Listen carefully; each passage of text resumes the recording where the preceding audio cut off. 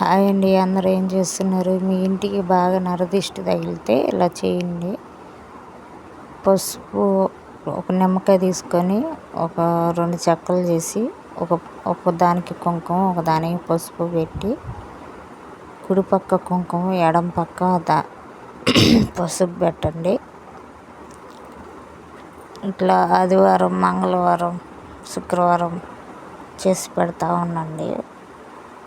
ఒక 2-3 వారాల పాటు మీ ఇంట్లో ఉన్న నరదిష్టి మొత్తం వెళ్ళిపోతుంది. నిమ్మకాయ కుళ్ళిందంటే నరదిష్టి ఉన్నట్టు, నిమ్మకాయ కుళ్ళలేదంటే నరదిష్టి లేనట్టు.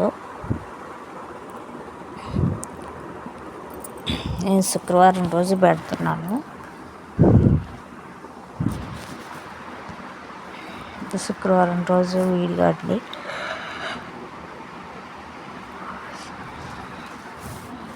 ఇప్పుడు నిమ్మకాయలు 3 తీసుకొని, ఎండుమిరపకాయలు, నిమ్మకాయలు, ఫస్ట్ నిమ్మకాయ గుచ్చుకొని, తర్వాత ఎండుమిరపకాయ గుచ్చుకొని,